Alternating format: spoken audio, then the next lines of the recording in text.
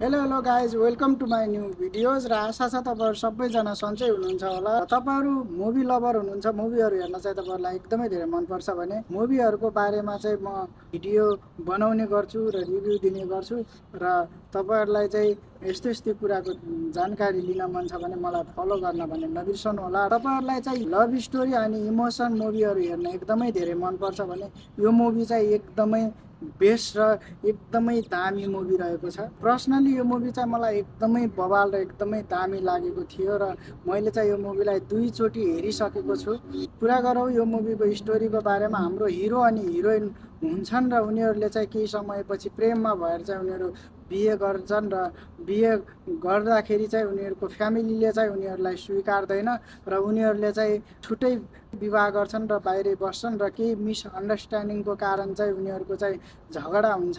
झगडा भइसकेपछि चाहिँ उनीहरू चाहिँ एकअर्काको कन्ट्याक्ट बिना चाहिँ बस्छन् र उनीहरूको केही समय र केही वर्षपछि चाहिँ उनीहरूको भेट हुन्छ र भेट भइसकेपछि चाहिँ के कस्तो टर्न एन्ड ट्विस्टहरू आउँछ त्यो जान्नको लागि र त्यो हेर्नको लागि चाहिँ यो मुभीलाई तपाईँहरूले पुरा हेर्नुपर्ने हुन्छ। र मुभी कहाँ हेर्ने त्यसको लागि चाहिँ तपाईँहरूले मलाई कमेन्ट गर्नुपर्ने हुन्छ र म तपाईँहरूलाई कमेन्टमा कहाँ हेर्ने भनेर तपाईँहरूलाई लिङ्क पठाइदिने छु। भने यो मुभीमा चाहिँ तपाईँहरू क्याबिन अनि त्यसपछि अर्पणा दास जस्तो दामी दामी एक्टर अनि एक्ट्रेसको पर्फर्मेन्सलाई चाहिँ तपाईँहरू देख्न सक्नुहुन्छ भने मुभी एकदमै बवाल छ। पर्सनली यो मुभी चाहिँ मलाई एकदमै बवाल लाग्यो र यो मुभी हेर्दा चाहिँ मलाई आँसु आएको थियो।